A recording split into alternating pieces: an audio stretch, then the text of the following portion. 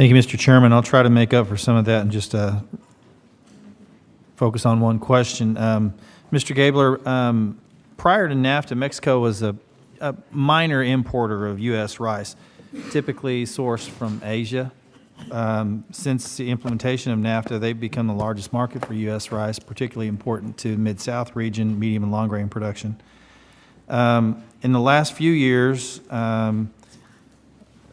it's been a little bit of a threat that they might revert back to Asian sourcing. And one of the deals, for example, is a side deal related to TPP where Vietnam could access Mexico market duty-free.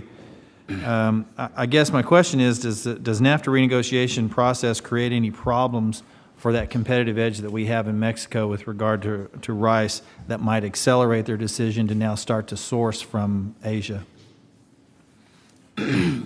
Well, I guess my response would be is that we've seen the growth of the Mexican livestock industry, and we've seen their ability to gain efficiencies, economies of size and scale. A lot of it has to do because of our arrangement with us by giving them reliable supplies. And part of what you saw, I think, in the TPP negotiations is that Mexico, like every other country, is looking to be a net exporter of products, including agricultural products. And I think they viewed the opportunity that they are efficient enough to compete and actually export some of those products, the value-added products, outside of their markets. And part of it, was, I think, some of the concessions they gained as part of TPP.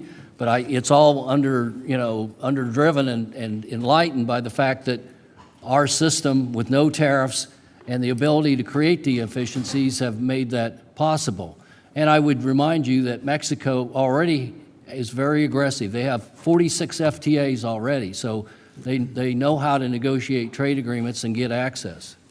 Thank you. Mr. Chairman, I'll yield my time. Gentleman yields back. Mr. Tom O'Halloran.